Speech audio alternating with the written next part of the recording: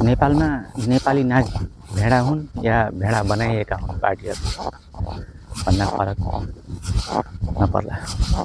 किनभने पाँच पटक प्रधानमन्त्री भइसकेका श्री 3 शेरबहादुर देउवाज्यूले एउटा वक्तव्य दिनुभएको छ आफ्नै कार्यकर्ताहरूमाझ।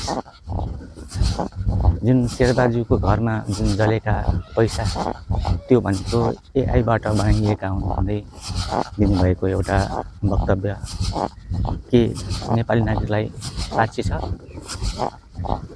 यदि त्यो कुरा पाच्य छ भने आफ्नो मेन ढोका हुँदाहुँदै मेन गेट हुँदाहुँदै पर्खालबाट नागिएर जुन रगताम्य भएर जुन पर्खाल कटेर अर्कोपट्टि जानुभएको छ आफ्नो ज्यान बचाउनको निम्ति, के त्यो पनि एआईबाटै बनाएका हुन् र?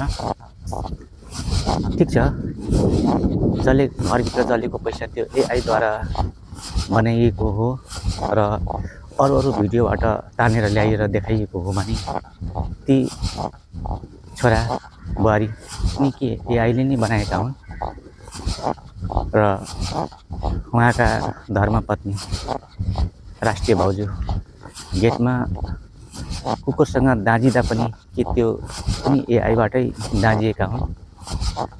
यो कुरा नेपाली नागरिकले अब पनि नबुझे, यस्तो अवस्थासम्म पुग्दा पनि, यस्तो अवस्था देशलाई पुर्याउँदा पनि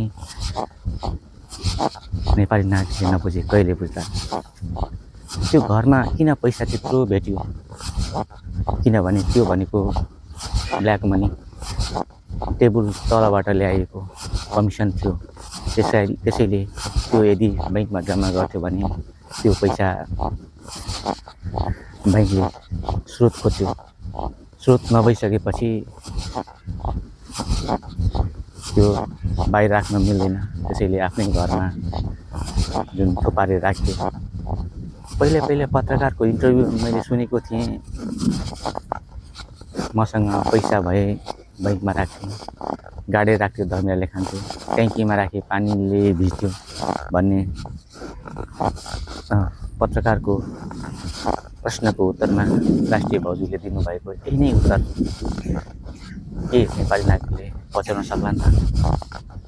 कुरो गहिरो छ साथीहरू, गहिरो छ।